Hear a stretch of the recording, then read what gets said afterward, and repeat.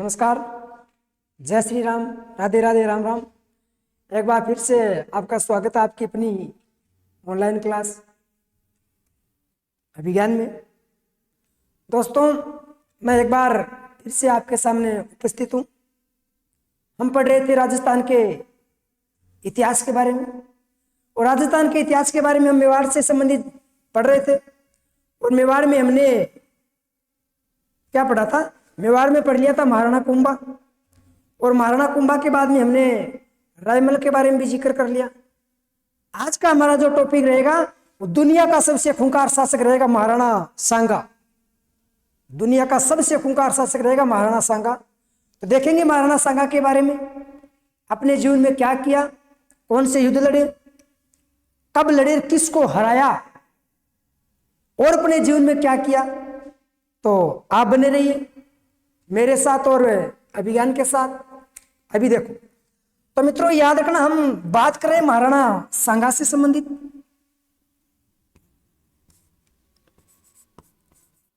महाराणा सांगा।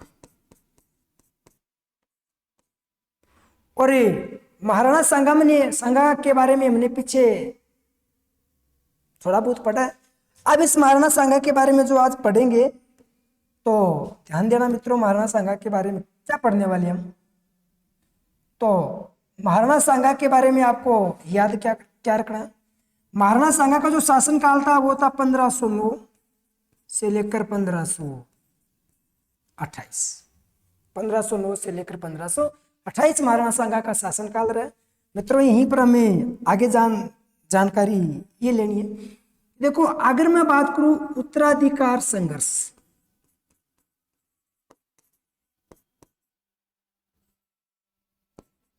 उत्तराधिकार संघर्ष, अपने भाइयों के साथ उत्तराधिकार का संघर्ष लड़ा था। हम सब जानते हैं, अपने भाइयों के साथ उत्तराधिकार का संघर्ष लड़ा था महाराणा सांगा ने। अब उत्तराधिकार संघर्ष की मैं बात करूं तो ये क्या है कि अजमेर के दीवान करमचंद पंवार के पास चले गए।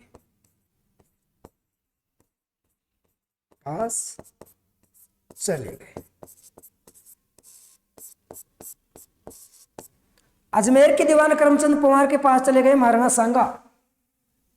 इसके दो भाई थे मित्रों। एक भाई का नाम था पृथ्वीराज सिसोदिया, जिसको इतिहास में उड़ना राजकुमार के नाम से जाना जाता है। एक भाई का नाम था जयमल। एक का नाम पृथ्वीराज सिसोदिया और एक का नाम क्या था? जयमल था। अब थोड़ी सी बात है, सुनना मित्रों। एक रियासत था टोडा रियासत। रियासत कौन सी? टोडा। और टोडा का जो शासक था वो था मित्रों राव सुल्तान। टोडा का शासक कौन? राव सुल्तान। और उल्लेख मिलता है कि टोडा पर अधिकार कर लेता है। टोडा पर क्या कर लिया? अधिकार कर लिया। किसने? गयासुद्दीन खिलजी ने। गयासुद्दीन खिलजी। टोडा पर अधिकार गयासुद्दीन खिलजी ने कर लिया। तो यहीं पर जानकारी मिलती है कि मित्रों राव सुल्तान चला आया मेवाड़। ध्यान से सुनना इस बात का। आया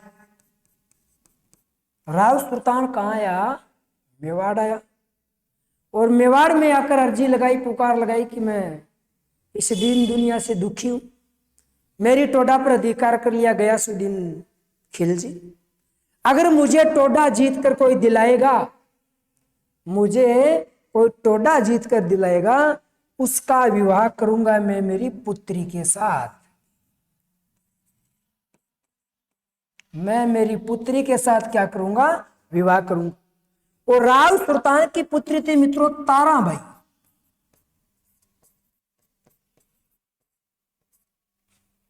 और ब्याह को नाम लेता ही थाने पता है मुंह में पानी आज। और ताराबाई की बात करो तो याद रखना, ताराबाई मित्रों तात्कालिक इतिहास की सबसे सुंदर महिला थी। सुनी लड़की, ब्याह को प्रस्ताव रहो को नहीं जब है भी को नहीं रो ए भी को नहीं रहे। तो जयमल ने कहा कि सुल्तान टेंशन करने की जरूरत नहीं है, मैं आपको टोडा जीत कर दिलाऊंगा, बदले में आप क्या कर देना, मेरा विवाह कर देना तारा के साथ। तारा सिंह सकीना तो सुना है, ठीक है। फिर मित्रों यहीं पर उल्लेख मिलता है कि ये जो राव सुल्तान है ना, ये सोलंकी थे। कौन थे? सोलंकी। और याद रखना है मित्रों, यहां पर सोलंकियों के द्वारा इस बात का विरोध किया जाता है, जो सोलंकी राजकुमार थे उनके द्वारा विरोध किया जाता है कि आप कैसे करोगे विवाह। ऐसा उल्लेख मिलता है कि जयमल को सोलंकियों ने क्या कर दी, हत्या कर दी। याद रखना, सोलंकियों द्वारा हत्या कर दी गई।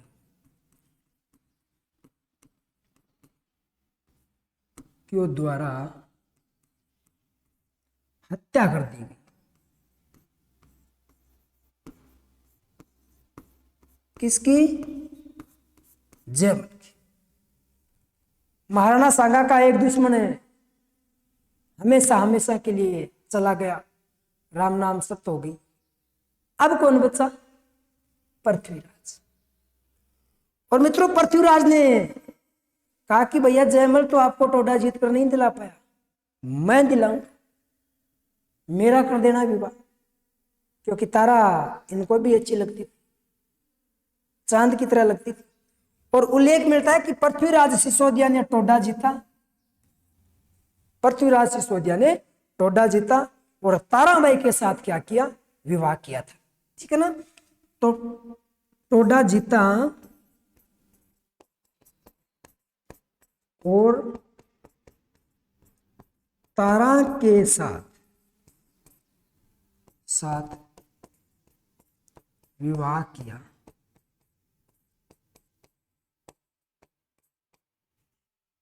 अब पृथ्वीराज के पास देखो, ये तो उड़ना राजकुमार के नाम से जाना जाता है, लफंडर था एकदम। अब इसके पास दुनिया की सबसे सुंदर महिला है, तो और भी हो जाएगा। ये तो पूरे दिन ये घोड़े पर बैठा और चल दिया, घोड़े पर बैठा और चल दिया, पूरे दिन घुड़सवारी किया करता था। इसीलिए मित्रों ये उड़ना राजकुमार कहा जाता है। अब तो ये अकेला नहीं है, साथ में कौन है? ताराबाई। तो टोडा जीता और तारा के साथ विवाह किया। अब मित्रों एक दिन तारा ने कहा पृथ्वीराज कितना प्यार करते हो मुझसे, हद से भी ज्यादा प्यार करता हूं, मेरे लिए क्या कर सकते हो? कुछ भी कर सकता हूं तेरे लिए, मर सकता हूं, मार सकता हूं, इतना प्यार करता हूं तेरे से। फिर मेरे लिए चांद तारे तोड़ लाओगी?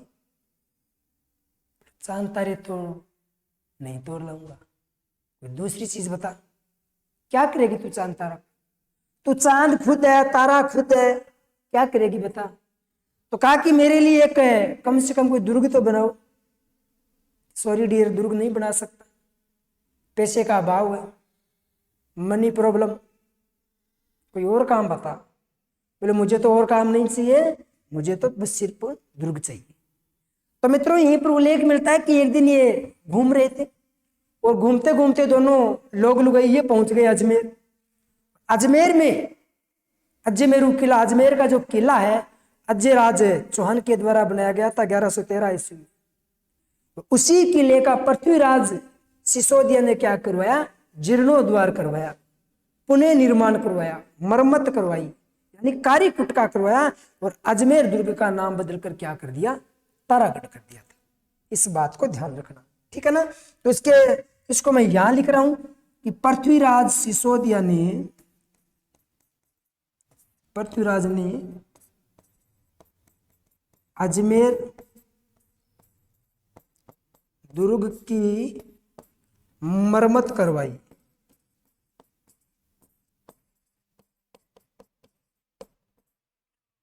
और नया नाम और नाम बदलकर तारागढ़ रखा। ये होते थे आशिक। आशिकी उस जमाने में भी चला करती थी, आशिकी आज भी चला करती है। उस जमाने में लोग दुर्ग बना दिया करते थे, बड़ी बड़ी इमारतें बना दिया करते थे, और आज कुछ नहीं बना रहे, सिर्फ और सिर्फ फुद्दू बना रहे, इसके अलावा कुछ नहीं बना रहे। ठीक है ना। तो इतनी बात याद रखना। अब मित्रों यहीं पर आपको आगे याद रखना, ये जो पृथ्वीराज है ना, पृथ्वीराज, इस पृथ्वीराज सिसोदिया, इसके बारे में याद रखना। पृथ्वीराज सिसोदिया की एक थी बहन, सिस्टर, और नाम था अंता देवी। पृथ्वीराज सिसोदिया, पृथ्वीराज सिसोदिया की बहन का क्या नाम था? तो पृथ्वीराज सिसोदिया की बहन का नाम था मेरे बच्चों अंता देवी। इस बात को आप याद रखना। और इस अंता देवी का विवाह हुआ था जगमाल देवड़ा के साथ। अंता देवी विवाह, तो विवाह किसके साथ हुआ? जगमाल देवड़ा।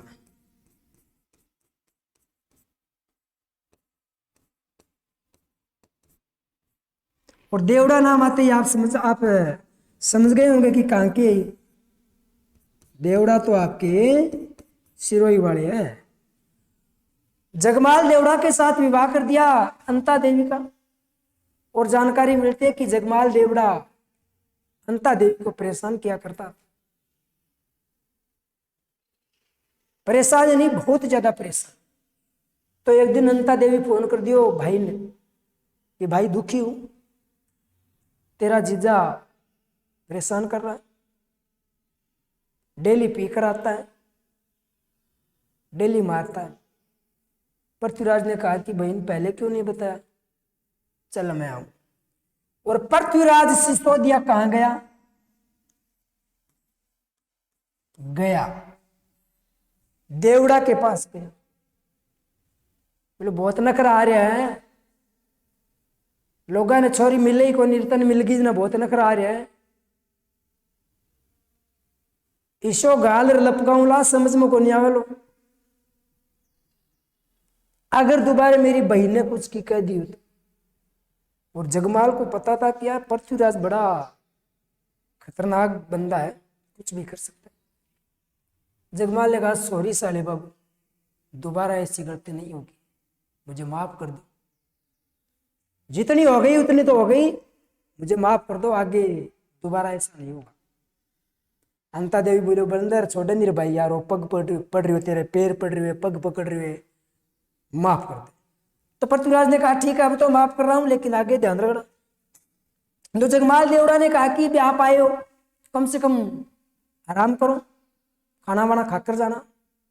बोलो ना, जल्दबाजी में आया हूं, लारा तारा भी देख लिया है, आज बिंगा भरत भी है महाशिवरात्रि को, तो बन जानो बहुत है जरूरी है।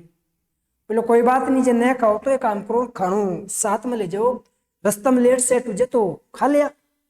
हाँ ठीक है। और मित्रों पृथ्वीराज सिसोदिया के लिए जगमाल ने बनाए लड्डू, बढ़िया सा शानदार सा लाडू बनाया, और लाडुओं में मिला दियो जहर। ऐसा उल्लेख मिलता है कि जगमाल उन लड्डुओं को बीच रास्ते में खाता है, और जब लड्डुओं को खाता है तो मित्रों पृथ्वीराज सिसोदिया की क्या हो गई, वहां पर मृत्यु हो गई।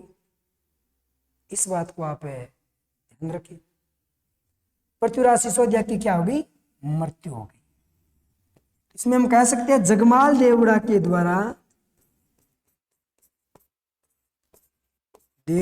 द्वारा,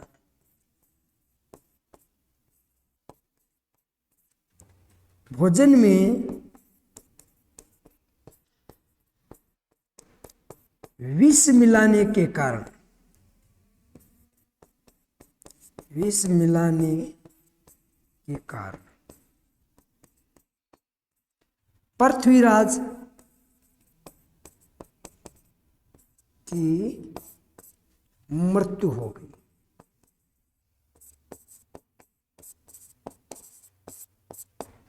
पृथ्वीराज की क्या हो गई? दो दुश्मन थे, दोनों को दोनों चल बसे। अब महाराणा सांगा फ्री है और करमचंद पवार को पता चला कि दोनों के दोनों को लपका दिया गया। और मित्रों अब यहीं पर आगे क्या होगा, तो करमचंद पवार चित्तौड़ लाएगा महाराणा सांगा को, और महाराणा सांगा का क्या करेगा? राज्याभिषेक करेगा। अब एक याद रखना, आपसे अगर क्वेश्चन पूछा जाए कि उड़ना राजकुमार की छतरी कहाँ है, किसकी छतरी? उड़ना राजकुमार की अगर आपसे छतरी पूछी जाए तो मित्रों याद रखना 12 खंभों की छतरी है कुंभलगढ़ दुर्ग। कहाँ है?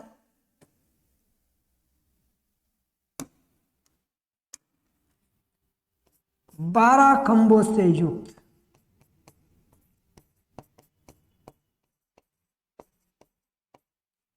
कुंभलगढ़ दुर्ग में।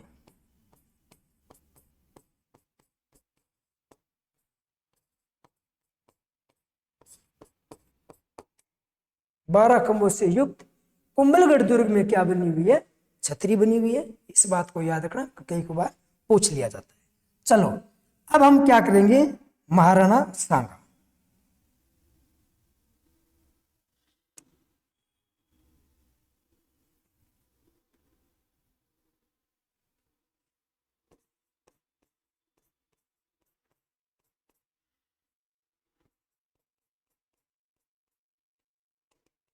महाराणा सांगा का जो शासनकाल रहा है वो शासनकाल क्या है? तो 1509 से लेकर 1528। 1509 से लेकर 1528 क्या रहा है? महाराणा सांगा का शासनकाल रहा है। इस बात को याद रखना है मित्रों। उसके बाद में आपको आगे याद ये रखना है राज्याभिषेक।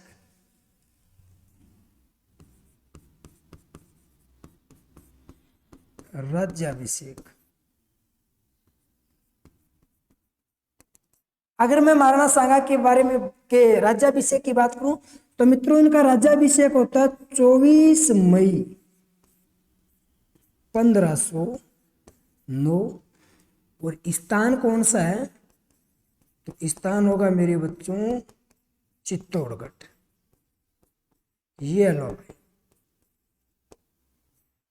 24 मई 1509 को महाराणा सांगा का राज्याभिषेक होता है और राज्याभिषेक चित्तौड़ में होता है। महाराणा सांगा के राज्याभिषेक में अजमेर के करमचंद पवार की महत्वपूर्ण भूमिका थी। इस बात को भी याद रखना। तो इसमें क्या कहूंगा मैं? महत्वपूर्ण भूमिका निभाई। तो महत्वपूर्ण भूमिका किसने निभाई थी? तो याद रखना मित्रों, अजमेर के, कहां के? अजमेर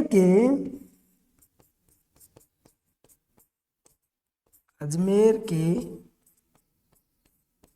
दीवान करमचंद पवार। अजमेर के दीवान करमचंद पवार की बहुत ही अहम भूमिका थी। इस बात को याद रखना। फिर मित्रों यहीं पर अजमेर के दीवान करमचंद से महाराणा सांगा खुश था। महाराणा सांगा क्या था? खुश था। और अजमेर के दीवान करमचंद पवार को महाराणा सांगा ने क्या किया?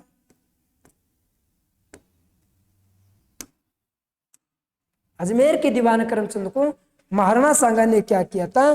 तो याद रखना, अजमेर की जागीरी सौंप दी थी। ठीक है नहीं? अजमेर की जागीरी सौंप दी। अजमेर की जागीरी सौंप दी। आला करमचंद मजाक मेरे सागरे सीजना, यही मजाक करवास। ठीक है, अब यहीं पर आपको आगे याद क्या करना है मेरे बच्चों? आपको याद रखना है महाराणा सांगा के प्रारंभिक युद्ध, महाराणा सांगा के क्या प्रारंभिक युद्ध, अजमेर की जागीरी सौंपी। इसको थोड़ा सा ऊपर लिख देते हैं, दी, ये लिख देते हैं, ठीक है ना। अब महाराणा सांगा के क्या करेंगे, प्रारंभिक युद्ध, इसने कौन कौन से प्रारंभिक युद्ध लड़े थे इसके बारे में भी जानकारी प्राप्त करेंगे। प्रारंभिक युद्ध,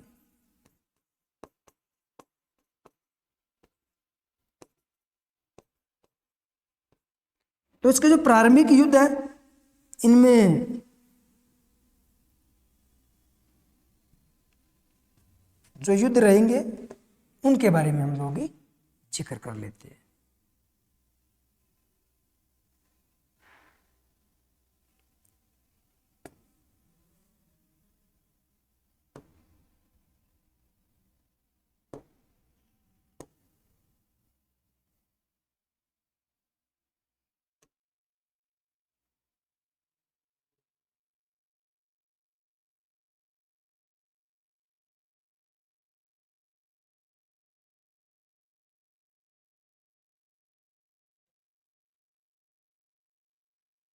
चलो, इनका जो प्रारंभिक युद्ध है, अब वो युद्ध रहेंगे मित्र, ध्यान देना थोड़ा। सबसे पहले एक युद्ध होगा नंबर 1 पर, और युद्ध का नाम होगा खतौली का युद्ध। कौन सा होगा, खतौली का। फिर नंबर 2 पे जो युद्ध रहेगा वो रहेगा मेरे बच्चों बाड़ी धौलपुर का युद्ध, बाड़ी धौलपुर का युद्ध। फिर नंबर 3 पे जो युद्ध रहेगा वो रहेगा मेरे बच्चों गागरोन का युद्ध। ये 3 प्रमुख इसके क्या है, युद्ध। खातौली मित्रों, खातौली वर्तमान में कोटा में है, वर्तमान में कहा है मेरे बच्चों, कोटा में है। और उस समय ये कहाँ थी, बूंदी। वर्तमान में कहा है, कोटा की पिलसुद तहसील में खातौली है, कोटा की तहसील है पिलसुद, और उस समय कहाँ थी, बूंदी। खातौली का युद्ध होता है मित्रों 1517 ईस्वी। खातौली का युद्ध कब होता है, 1517। बाड़ी धौलपुर का होता है 1518। और अगर मैं बात करूं गागरोन के युद्ध की, तो गागरोन का युद्ध भी आपको याद रखना है 1518 में होता है, यानी 1518 19 में हुआ था। इस बात को आप याद रखना, ठीक है ना। हाँ, खातौली का युद्ध किसके साथ हुआ, तो देखो मित्रों, एक तो थे अपने महाराणा सांगा, और महाराणा सांगा के साथ लड़ रहे थे इब्राहिम लोधी। एक तो मेवाड़ का राजा था, एक पूरी दिल्ली का राजा था। बताओ कौन जीतेगा। जाहिर सी बात है भाई, राजस्थान से है सांगा, और राजस्थान वाले कभी हारते थोड़ी है, प्राण जाए पर वचन ना जाए, ये हम ही से शुरू हुई है। और मित्रों, यहीं पर आपको याद रखना है, इस युद्ध में जो विजय हुआ है वो आपका अपना प्यारा सा महाराणा सांगा विजय हुआ। दिल्ली के लोधी को लपका दिया, भगा दिया था, भगाने को मजबूर कर दिया था कि आया कहीं का लड़ने के लिए, चल यहां से। दूसरा युद्ध बाड़ी धौलपुर का। अब एक चीज देखो, थाने भी बेरवा कम आया, इब्राहिम लोधी हारे हुए, तो बास्ते तो लाग बढ़त लग गई है, बढ़त लगी है, और बढ़त लगी है तो दोबारा भी लड़ना आए हुए। अब की बार ये लड़ने के लिए आया किसके साथ, तो ये महाराणा सांगा से लड़ने के लिए आया। कौन आया है, तो ये आया आपका, कौन आया है, तो ये कौन आ गया, इब्राहिम लोधी आ गया। बोले पिछली बार तो थोड़ी सी भूल हो गई, अब की बार देखो। सांगा बोलो तू कितनी बार देख ले, हर बार तुझे लपकाऊंगा दोस्त, कभी आना तुझे हर बार लपकाऊंगा, टेंशन करने की जरूरत नहीं है, क्योंकि ये बहुत खाटी चीज थी, दुनिया का मान सा सकता है यार। ठीक है, तो अब की बार ये दो सेनापति साथ में लेकर आया था कि चलो हरा कर आएंगे। और सेनापति का नाम था मित्रों मियां माखन। क्या नाम था? मियां माखन। और मियां माखन ने कहा कि एक का नाम मियां माखन, एक का नाम मियां हसन, एक का नाम मियां हसन, मियां हसन।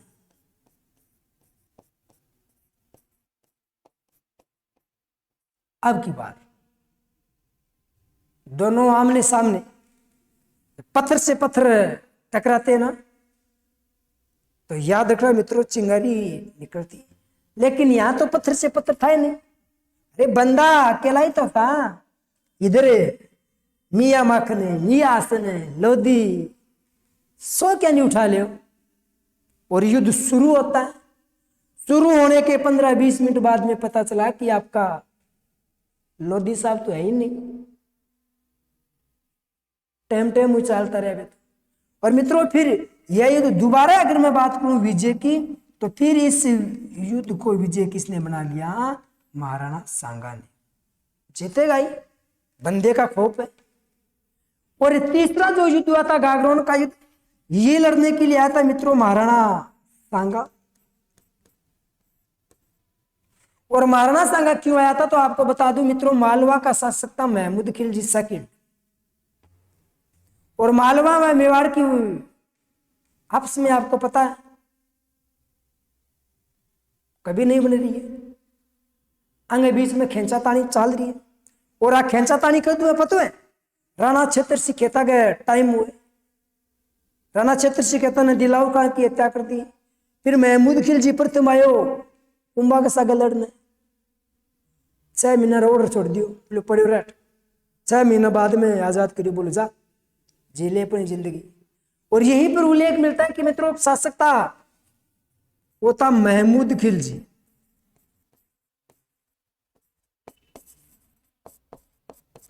और ये जो महमूद खिलजी है, ये महमूद खिलजी क्या है? सेकंड। और महमूद खिलजी सेकंड ने गागरोन का युद्ध लड़ा था। गागरोन झालावाड़ में है, गागरोन का है आपका झालावाड़, गागरोन का दुर्ग है झालावाड़ में, जलदुर्ग की श्रेणी में आता है। और जलदुर्ग की श्रेणी का सबसे सर्वश्रेष्ठ उदाहरण आपका गागरोन। हाँ याद रखना मित्रों, सांगा और महमूद खिलजी सेकंड के मध्य युद्ध शुरू हुआ।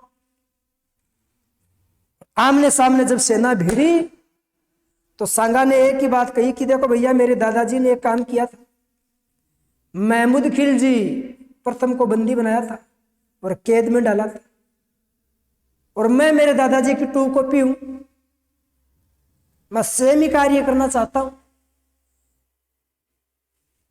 महमूद खिलजी को मारना मत, पकड़कर मेरे पास ले आओ। और पकड़कर राणा सांगा के पास ले गए। लोग क्यों बता? मार दिया जाए या छोड़ दिया जाए, बोल तेरे साथ क्या सलूक किया जाए। बोले बता तुझे मारूं या छोड़ दूं? महमूद खिलजी बोले बाबूराम सॉरी यार माफ कर दे, आइंदा दोबारा ऐसी गलती। तो महाराणा सांगा ने कहा कि जो माफी होती है ना वो गलती की होती है, योजना की कभी माफी नहीं होती है। और मित्रों जिस प्रकार से कुंभा ने बंदी बनाया था महमूद खिलजी प्रथम को, उसी प्रकार से महाराणा सांगा ने महमूद खिलजी सेकंड को बंदी बनाया था। कुंभा ने 6 महीने के लिए बंदी बनाया था और महमूद खिलजी ने महाराणा सांगा ने 3 महीने के लिए बंदी बनाया था। और 3 महीने के बाद में छोड़ दिया कि जा सिमरन जा, जेल तेरी जिंदगी। ठीक है, तो इसमें आपको क्या करना है फिर याद रखना है विजय। और विजय में क्या करोगे मित्रों? अपना आपका हमारा महाराणा सांगा इस युद्ध में क्या होता है? विजय होता है। इस बात को भी आप ध्यान रखिए। अब एक बार फिर से हम दोबारा देख लेते हैं। देखो मित्रों, महाराणा सांगा शासक बनता है 1509 में और 1528 तक शासनकाल रहा था। उत्तराधिकारी संघर्ष भी लड़ा था इसने। अजमेर के दीवान करमचंद पवार के पास इसने क्या ली थी? शरण ली थी। पृथ्वीराज सिसोदिया और जयमल दोनों ने विद्रोह किया था इसके खिलाफ और जयमल सोलंकियों के हाथों मारा गया था ताराबाई को लेकर, क्योंकि टोडा तो नहीं जीत पाया। और मित्रों, टोडा जीतता है फिर कौन ही? पृथ्वीराज सिसोदिया उड़ना राजकुमारी, और टोडा जीतकर राव सुल्तान को दे देता है गयासुद्दीन खिलजी के हाथों से, और उसकी पुत्री के साथ विवाह करता है तारा के साथ। और तारा उसमें तात्कालिक इतिहास की सबसे सुंदर महिला बताई जा रही है। और तारा के लिए मित्रों उसने एक दुर्ग का निर्माण करवाया था, तारागढ़ का दुर्ग। अजमेर दुर्ग का पुनः निर्माण करवाकर नाम क्या रख दिया था? तारागढ़ रख दिया था। इस बात को भी आप ध्यान रहे। मित्रों, आगे जानकारी मिलती है कि पृथ्वीराज सिसोदिया की बहन अंता देवी थी, जिसका विवाह जगमाल देवड़ा के साथ किया था, वो जो सिरोही का था। जगमाल देवड़ा परेशान किया करता, जिसके कारण दुखी होकर पृथ्वीराज सिसोदिया उसको समझाने के लिए जाता है। उसने माफी वगैरह मांगी। ऐसा उल्लेख मिलता है कि उसके द्वारा खाने में जहर दे दिया जाता है, जिसके कारण पृथ्वीराज सिसोदिया की क्या हो जाती है? मृत्यु हो जाती है। और पृथ्वीराज सिसोदिया की छतरी बनी हुई है 12 खंभों से युक्त, कुंभलगढ़ दुर्ग में बनी हुई है। इस बात का ध्यान रखें। अगला जो बिंदु है कि महाराणा सांगा, जब इन दोनों की मृत्यु होती है तो महाराणा सांगा का राज्याभिषेक 24 मई 1509 को चित्तौड़गढ़ में किया जाता है। और मित्रों, इस महत्वपूर्ण भूमिका निभाई थी इस राज्याभिषेक में अजमेर के दीवान करमचंद पवार ने, और करमचंद पवार को जागीरी दे दी थी अजमेर की। मित्रों, महाराणा सांगा के द्वारा युद्ध लड़ा गया था, जो प्रारंभिक युद्ध आगे और जिक्र करेंगे, बाबर को बुलाएंगे, लड़ाएंगे। क्या हो गया जब हार जाएंगे तो? लड़ेंगे, अपने स्वाभिमान के लिए लड़ाई लड़ेंगे यार, ठीक है। तो खातौली का युद्ध होता था 1500 हुआ था 1517 में, जिसको इब्राहिम लोधी को पटकनी ली थी महाराणा सांगा ने, बुरी तरह परास्त किया था। एक बार पुणे आया, और पुणे जब आया था इब्राहिम लोधी तो मियां माखन और मियां हसन को साथ लेकर आया था। तीनों ने आया, लेकिन बात बनी नहीं। शेर है तो कौन है? सामने सवा शेर है। लपका दिया जाओगे टाइम पर, और लपका दिया गया, ठीक है ना। और फिर गागरोन का जो युद्ध हुआ था, ये महमूद खिलजी सेकंड के साथ हुआ था। मित्रों, गागरोन झालावाड़ में, बाड़ी धौलपुर में, खातौली कोटा में वर्तमान में, उसमें बूंदी में थी। और गागरोन का युद्ध मित्रों महमूद खिलजी सेकंड को परास्त कर देता है। महाराणा सांगा 3 महीने कैद में रखता है, छोड़ूंगा नहीं। अब मित्रों, महाराणा सांगा अगला कौन सा युद्ध लड़ेगा, किस प्रकार से लड़ेगा, किसके साथ लड़ेगा, बाबर आएगा या नहीं आएगा, कौन बुलाएगा, कैसे बुलाएगा, यह जानने के लिए आपको देखना पड़ेगा अगला एपिसोड। तब तक के लिए नमस्कार, जय हिंद, जय भारत।